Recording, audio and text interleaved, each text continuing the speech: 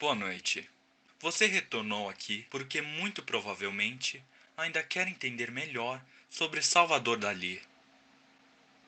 Bem, Salvador Dalí foi um importante pintor catalão, conhecido pelo seu trabalho surrealista.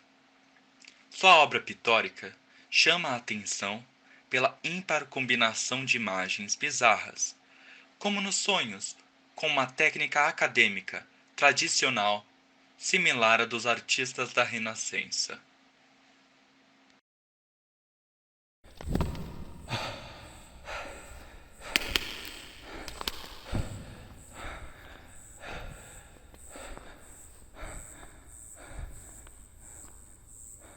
Eu sou Salvador Domingo, Dali Dominique.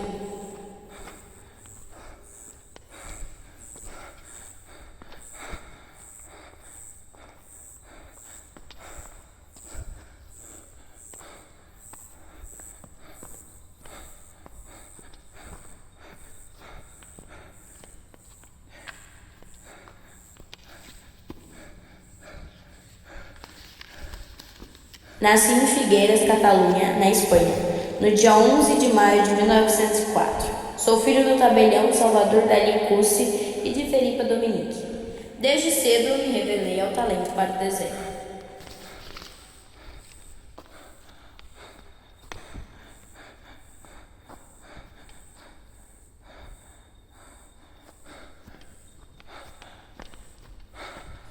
Em 1922, fui levado para Madrid para estudar na Escola de Belas Artes de São Francisco, na qual eu seria expulso anos depois.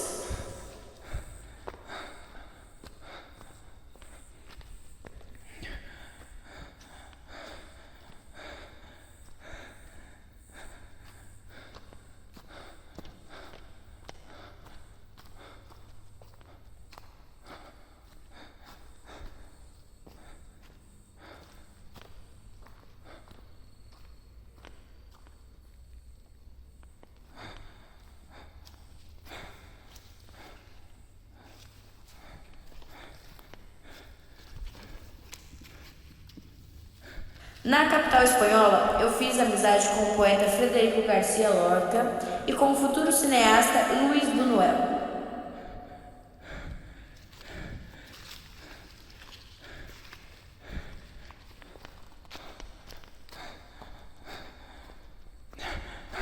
Eu sempre chamei a atenção com um figurino que mostrava muito minha personalidade excêntrica, com cabelos longos, gravatas desproporcionalmente grande e uma capa que ia até os pés.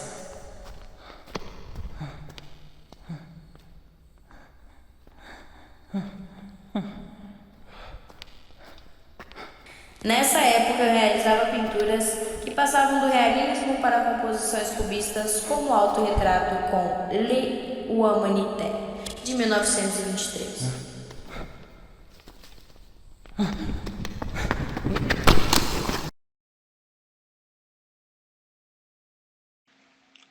Nos quadros, fazia experiências com o cubismo e o dadaísmo. Era possível encontrar a presença de elementos psicológicos em suas obras de artes, presença principalmente em suas pinturas de aspectos oníricos, ligados à natureza dos sonhos. As imagens eram consideradas bizarras, mas suas obras são marcadas por grande qualidade plástica.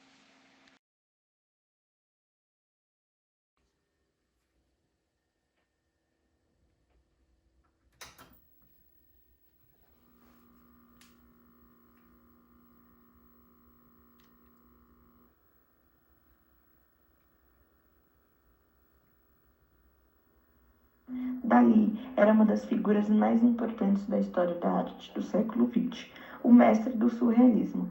Seu primeiro contato com a arte acontece com o impressionismo, em especial do pintor Ramon Pichotti.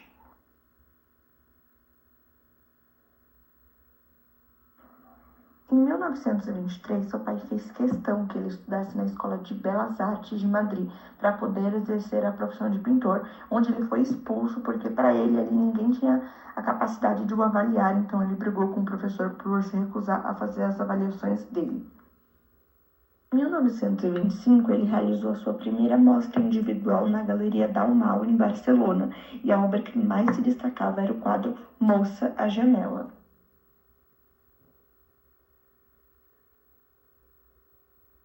Em 1927, um ano após ser expulso da Academia de Artes, ele foi morar em Paris e se tornou membro oficial do movimento surrealista, que antes era liderado pelo poeta André Breton, que surgiu como uma reação ao racionalismo e ao materialismo da sociedade ocidental. Em 1929, ele fez a sua primeira mostra individual, mas agora em Paris, onde ele conheceu a Gala, que se tornou a sua companheira e modelo. Na verdade, eu diria sua musa, tem várias obras que ele representa ela. Logo depois, eles se mudaram para o sul da França, mas aí eles voltaram para a Espanha e compraram uma casa por lá.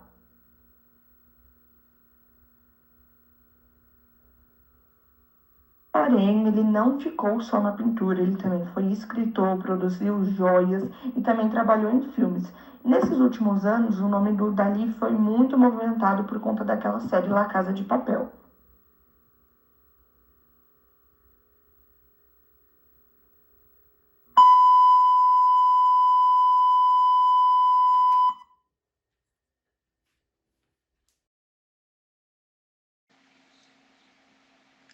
As cores vivas, luminosidade e brilho marcaram seu estilo artístico. Além dos artistas influentes da época, Dalí também foi influenciando-se pelos trabalhos psicológicos de Freud. Aquela obra, A Persistência da Memória, que apresenta um relógio derretendo, também faz parte dessa fase do artista plástico.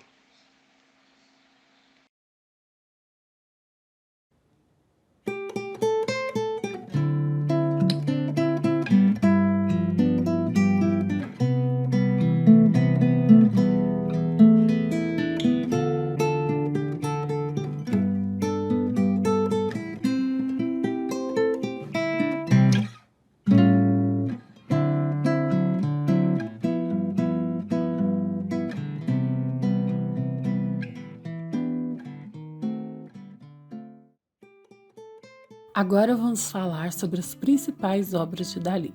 Salvador Dalí produziu mais de 1.500 pinturas em sua carreira, além de ilustrações para livros, litografias, desenhos e trajes de cenários. Um grande número de desenhos, dezenas de esculturas e vários outros projetos, incluindo um cartoon para o Walt Disney. Como já dito anteriormente, as obras de Dalí conjugam o onírico e a subjetividade com questões do mundo real e carregam as características do movimento artístico e literário denominado surrealismo, do qual o pintor espanhol é um dos principais representantes. Agora, vamos mostrar as principais obras do artista, sem contudo aprofundar no significado da maioria. Mas, como uma das marcas de Dalí é a subjetividade, tomarei a liberdade de expressar minha maneira de ver algumas de suas obras. Iniciemos por uma das obras mais antigas. A Persistência da Memória, de 1931. Um dos dados que mais espanta no famoso quadro de Salvador Dalí é o tempo de produção. Conta-se que a Persistência da Memória foi pintada em apenas 5 horas. Olhem bem e me digam se esse quadro não lembra o papel do tempo da mitologia grega de Cronos e Kairos. Deixe-me lembrá-los rapidinho. Cronos era o senhor do tempo. Na verdade, ele era o senhor desse tempo mensurável que dá noção de organização, tanto que da palavra Cronos surge as palavras cronologia, cronograma, cronômetro, entre outras. Ele dá início à Era dos Titãs, porque ele era um deus muito raivoso que devorava seus filhos assim que eles nasciam, pois tinha medo da profecia que dizia que ele seria destronado por um desses seus filhos. E foi exatamente o que aconteceu. Um de seus filhos, Zeus, conseguiu fugir e depois de um tempo ele conseguiu se fortalecer para salvar os irmãos. Assim, ele destronou e matou seu pai Cronos e assumiu como um deus imortal o seu lugar. Dentre os muitos filhos que Zeus teve, nasceu Kairos, que também era o senhor do tempo como seu avô. Só que não era mestre do tempo cronológico, mas de um tempo diferente, um tempo da natureza e da alma, do tempo que nos ensina que nós não temos controle sobre o tempo. E muitas vezes nós precisamos entender que o tempo, assim como a alma, é como é. O tempo Kairos de cada um é diferente. E muitas vezes esse tempo nos leva para um passado, para algo que ficou no ontem, mas que ainda precisa ser vivido. Pois mesmo Cronos tendo passado, Kairos ainda existe. Assim como a obra de Dalí, essa mitologia nos ensina o tanto que queremos Cronos quando na verdade precisamos de Kairos. Por isso, os relógios derretidos. O quanto dores do passado podem estar presentes de alguma maneira em nós, se mostrando na forma de sintomas que não compreendemos, como a procrastinação, o medo de um relacionamento mais profundo, o pânico diante de algumas situações cotidianas, o gastar mais do que ganha, o se sentir feio ou sujo e tantos outros sintomas que podemos carregar e nos recusamos a olhar para eles. Passemos para a próxima obra. Comienzo automático de um retrato de gala de 1933. O pequeno quadro que tem como protagonista a mulher de Dalí possui apenas 14 centímetros por 16,2 centímetros e atualmente pertence ao acervo do Teatro Museu Dalí. O fundo branco destaca o rosto de Gala e a tela serve como exercício onde Dalí testa diferentes maneiras de encerrar a imagem. A próxima obra é El Espectro de Sex Appeal, de 1934.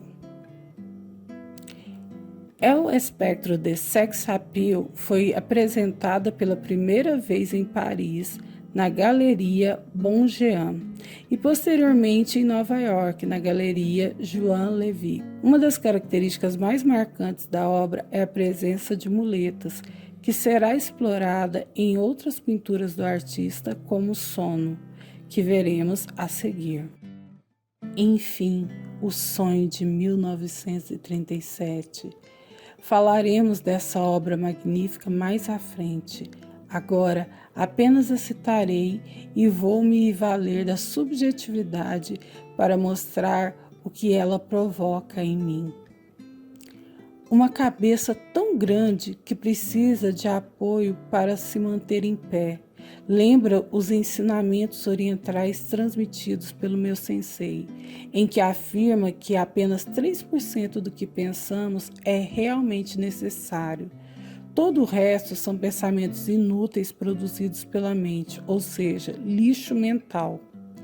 Se deixamos esses pensamentos passarem, ficaria tudo bem, mas nos identificamos com eles. Acreditamos que somos esses pensamentos.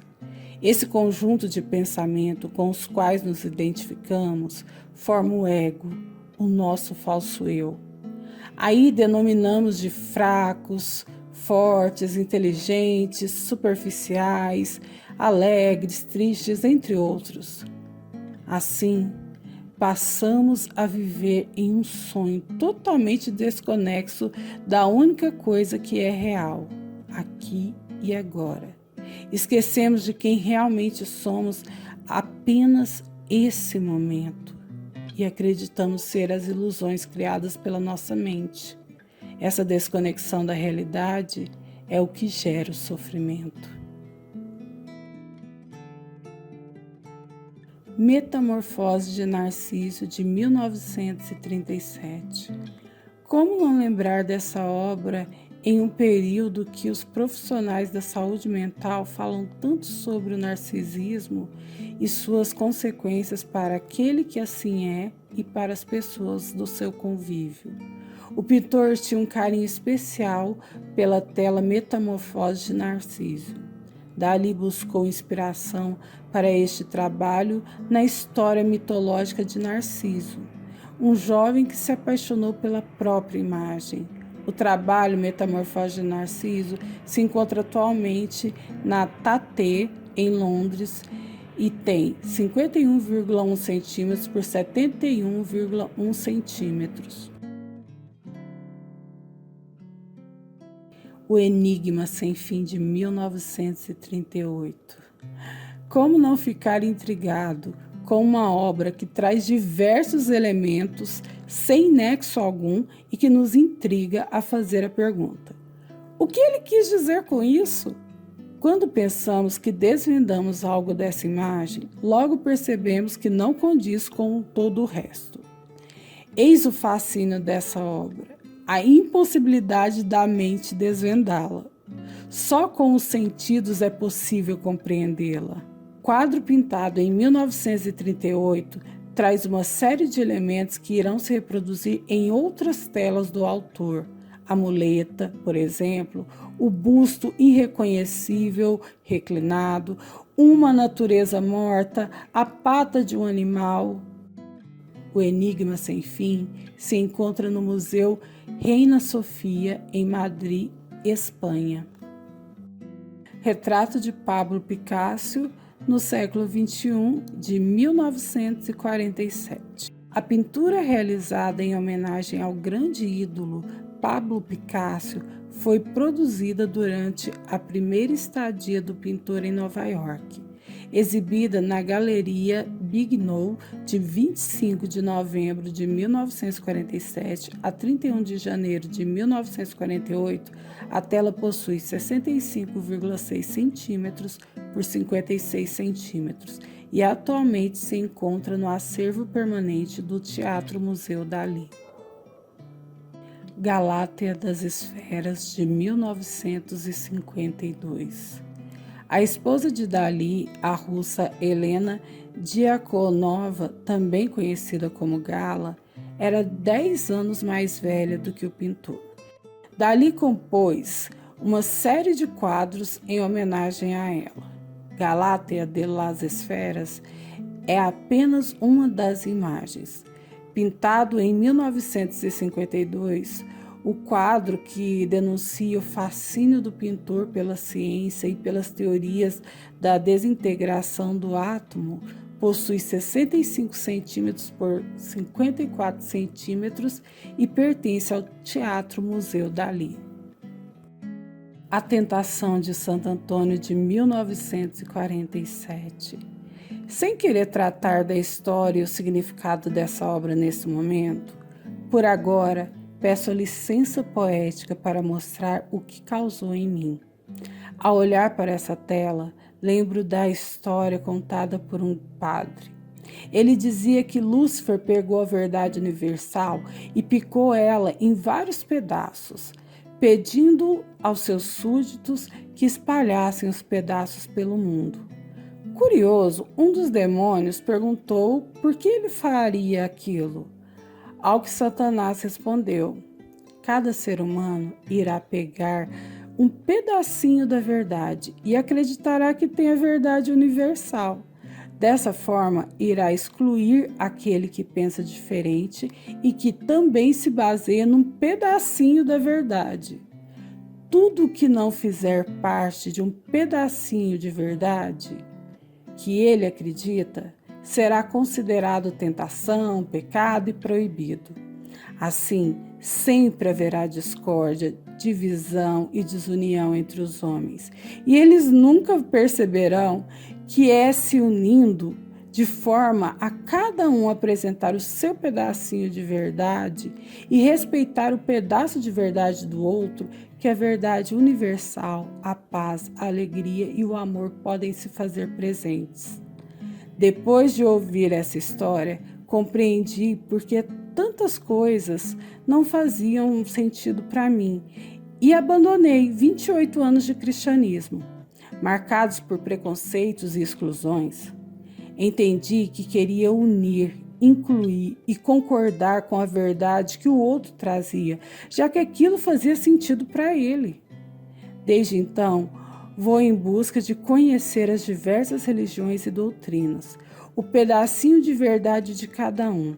Trago para o meu altarzinho o que faz sentido para mim do catolicismo, do protestantismo evangélico, do budismo, do espiritismo, da umbanda, do candomblé, do esoterismo, do tantra, entre tantos outros. Hoje, para mim, os pecados que afligem a Santo Antônio na pintura de Dalí é tudo aquilo que exclui, que julga, que rejeita, que critica. E a sexualidade é o que de mais sagrado o ser humano pode ter. O ato sexual é a maior conexão que se pode ter com Deus, porque tem o poder de unir e criar, assim como o divino.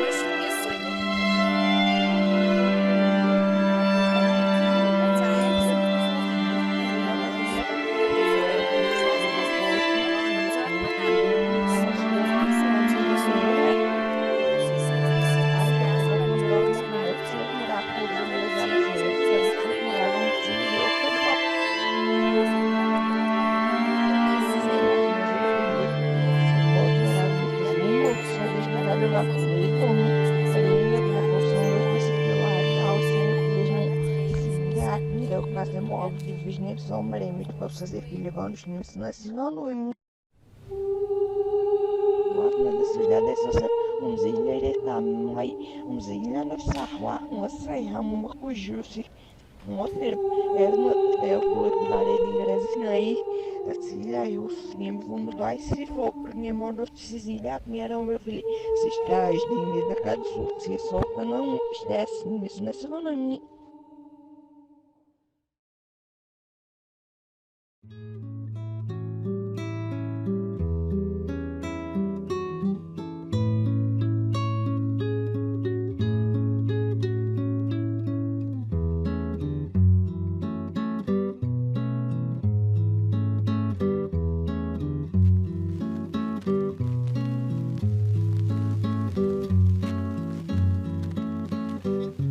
Autorretrato de l'Humanité de 1923.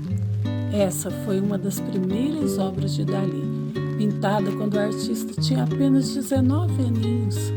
A tela tem 105 centímetros por 75 centímetros e atualmente se encontra no Teatro Museu Dalí.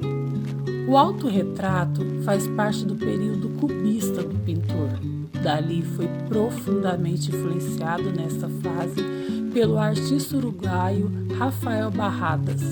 Apesar desse rosto sem boca me deixar intrigada, essa não é uma das obras que eu desejo aprofundar. Vamos falar agora de uma das obras mais polêmicas e libertadoras do artista.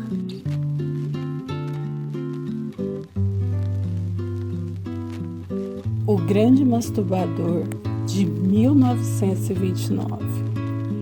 Quando preparava sua primeira exposição no verão de 1929, Dalí produziu a tela O Grande Masturbador. Na composição, fica evidente a ânsia do artista em procurar o clímax sexual. Foi nessa época que o pintor conheceu Gala, a mulher que viria a ser sua esposa. Bem, na ocasião a moça era casada com o poeta Paul Eluard. Nessa obra, o artista exprime seus mais íntimos desejos e inquietações acerca da pulsão sexual. Há diversos elementos simbólicos e com características oníricas, o que justifica a análise de muitos críticos de arte sobre a produção do pintor, dizendo que seriam sonhos fotografados. Bem, quando olho para essa tela, só consigo pensar em que momento a humanidade precisou ver a sexualidade ou o ato sexual em si como pecado, desaprovado, grotesco e reprovável. Quem ditou com quem podemos desenvolver uma relação afetiva, amorosa e sexual? Só a mente humana em estado de perturbação para dividir e classificar as relações em heterossexuais, homossexuais, bissexuais, entre outras, com a pretensão de compreender algo que a supera. Compreendem o que quero dizer? A sexualidade ou o ato sexual em si só é possível vivê-lo inteiramente, onde a mente não pode estar no momento presente, mas ela tenta inutilmente compreender, criar regras e classificações que, a meu ver, mais geraram preconceitos e incompreensão ao longo da história. Como podemos acreditar que algo que é capaz de unir pessoas e gerar vidas pode ser promíscuo? Vida e união só conseguem me remeter ao divino. E essa é a imagem que o Tantra e o Taoísmo trazem em relação ao sexo. Um ato divino capaz de gerar a energia mais poderosa que existe, a energia da criação. É a energia sexual que usamos para produzir no trabalho, nos estudos, nas tarefas rotineiras do dia a dia, na criatividade e inovação, enfim, em tudo na vida. Não vou mais prolongar sobre esse assunto, mas recomendo fortemente que se procure compreender a sexualidade a partir da perspectiva tântrica e taoísta. Essas doutrinas nos ajudam a ter uma compreensão melhor dessa obra de Dalí. Enfim, esse trabalho de 110 por 150 centímetros é a óleo sobre tela e está localizado no Museu Nacional Centro de Arte Reina Sofia, em Madrid, na Espanha.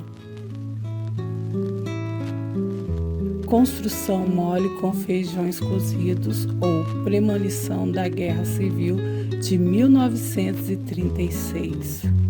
Nesse trabalho, Salvador Dalí trata do tema da Guerra Civil Espanhola sob uma perspectiva um tanto quanto obscura no que toca seu posicionamento ideológico e político. Por conta dessa obra e da ambiguidade política do artista, o movimento surrealista o pressiona e surgem diversas polêmicas, pois todos os artistas de tal vertente se consideravam revolucionários de esquerda. O pintor coloca o acontecimento como algo inevitável em que a Espanha se auto-aniquila. O ser que domina a cena forma o contorno do mapa espanhol e dele surgem braços e pernas. Nota-se feijões cozidos derramados no solo, o que não é capaz de alimentar ninguém. A tela foi pintada a óleo em 1936, tem 101 por 100 centímetros e está no Museu de Arte da Filadélfia, nos Estados Unidos. Passemos à linda obra de Cisnes Refletindo Elefantes, de 1937. Em Cisnes Refletindo Elefantes, o pintor usa o método paranoico crítico, uma ferramenta calcada na psicanálise que ele desenvolveu para que a apreciação do público fosse ainda mais profunda. Na tela, Dalí produz imagens ambíguas, em que cisnes mesclam-se a troncos torcidos, formando imagens de elefantes no reflexo do lago. A paisagem é ensolarada e árida, e há também a figura de um homem, que talvez fosse um autorretrato do artista, do lado esquerdo da cena.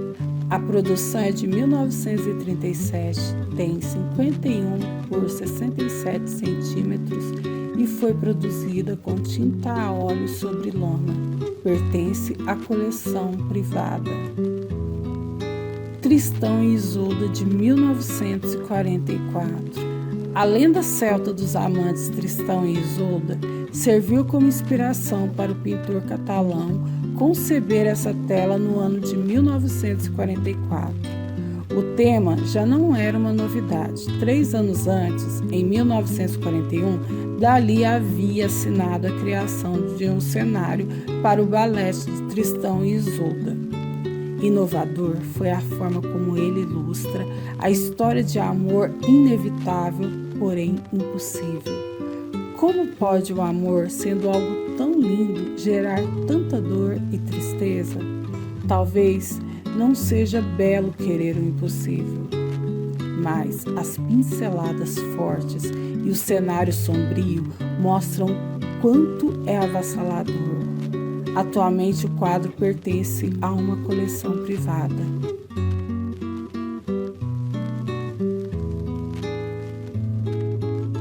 Cabeça rafaelesca arrebentada, de 1951.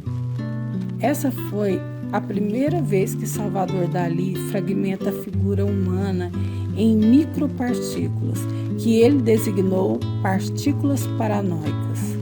O artista retrata uma cabeça feminina composta por estruturas que às vezes lembram espermatozoides e também chifres de rinoceronte. Há também uma abertura no topo da cabeça da figura, onde entra um fecho de luz solar amarelada, o que cria uma atmosfera divina. O quadro foi feito em 1951 com tinta a óleo, mede 43 por 33 centímetros e está na Galeria Nacional da Escócia.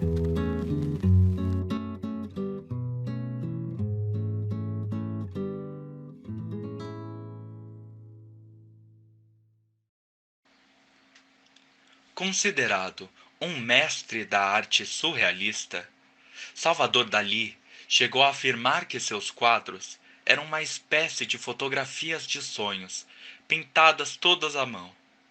Considerava-se o único a ter coragem de desvendar os sonhos. Era o único, de fato, surrealista.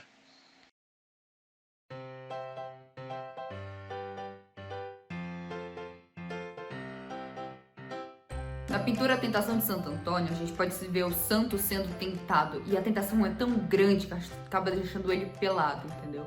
E como em qualquer sonho que a gente não tem nenhuma privacidade, a gente tá despido de qualquer coisa, a única proteção que ele tem é a cruz. E eu gosto muito de falar sobre sonhos, as minhas obras, muitas falam sobre sonhos, porque eu gosto muito de como, enquanto a gente tá dormindo, a gente consegue perder completamente a noção de tamanho e de tempo, fazendo com que essas criaturas sejam muito maiores e desproporcionais do que as criaturas aqui do nosso mundo real. Isso eu acho muito legal. E como um sonho, enfatiza, né, a maldade e o medo por elas. Já na face da guerra, eu quis mostrar a visão de um soldado na Segunda Guerra Mundial, de um ex-soldado. É mostrar o terror sofrido e a tragédia que foi pela aparência do soldado, né? Então a gente pode ver um rosto que foi marcado pela destruição. Pode ver os olhos e a boca que tem o mesmo rosto se repete no olho e na boca, e se repete novamente no olho e na boca de cada rosto. E a gente também consegue ver uma cabeça flutuante numa área bem árida, mostrando a solidão em meio à guerra que os soldados tinham. E tem umas serpentes no rosto principal, que as serpentes estão em posição de ataque. Ou seja, elas estão preparadas para atacar e simboliza muito o desespero e a aflição dos soldados, porque a qualquer momento podia ter um ataque, e eles não estavam preparados, podiam não estar tão preparados para isso. E as faces que estão dentro das outras estão cada vez se deteriorando mais, cada vez mais destruídas, para mostrar essa destruição que a guerra causa, para mostrar a morte, o terror e a tragédia causada por ela. Na criança geopolítica assistindo o crescimento de um novo homem, eu também quis falar da guerra, mas dessa vez eu quis falar do final da guerra, quando toda a população e o mundo esperava por um novo mundo e um novo homem. Então, basicamente, era esse novo homem, né, com impureza, sem maldade, nascendo, e a criança assistindo esse nascimento. O novo homem estava nascendo de um ovo com a casca um pouco bem frágil, bem molenga, até um pouco líquida parecia, e tinham todos os continentes presentes nessa casca, né, e a gente pode muito ver que, principalmente no continente sul-americano, tem uma gota de sangue, uma lágrima de sangue saindo, que é bem por onde esse novo homem tá. Que é para poder mostrar sequelas, as consequências causadas pela guerra, né? Girafa em chamas. Nessa pintura eu também quis retratar a guerra novamente, mas eu quis usar a girafa em chamas como símbolo premonitório de desastre, para mostrar a guerra, né? E a mulher com as gavetas não possui uma feição, simbolizando o desespero dela. E se você perceber, tem duas mulheres. Uma mais ao fundo, que tem vários apoios em suas costas, que vão até suas pernas e seus pés. E a que tá mais à frente não tem tantos apoios assim. Isso simboliza muito como a guerra desestabiliza. Então, a que tá mais ao fundo tá sofrendo os efeitos da guerra há menos tempo do que a que tá mais na frente. Então, da frente está mais deteriorada, ela não tem tantos apoios, fazendo com que ela possa a qualquer momento cair, desabar simplesmente por conta da guerra. O sono. Como eu já disse também, eu gosto muito de usar os sonhos para as minhas obras surrealistas, porque eu acredito que a liberdade inconsciente que a gente tem no sonho possa ser usada de forma muito criativa, e é por isso que eu fiz essa obra, com esse céu azul e essa cabeça apoiada por alguns palitinhos. Essa cabeça mole mostra uma vulnerabilidade, entendeu? E uma vulnerabilidade e que ela tá toda distorcida. E esses palitinhos são palitinhos que, se você tirasse eles, a cabeça desintegraria. Então, pra mim, eu imagino muito o sono como um monstro apoiado por palitinhos de realidade. E é por isso que eu fiz essa pintura.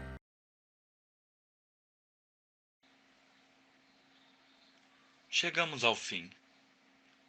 Talvez muitas perguntas ainda precisem ser respondidas, pois, como uma obra surrealista de Dalí, nosso trabalho também pode entregar a mente humana e artística.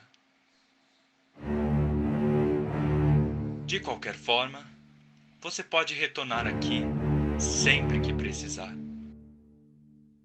Caso queira retomar algumas informações.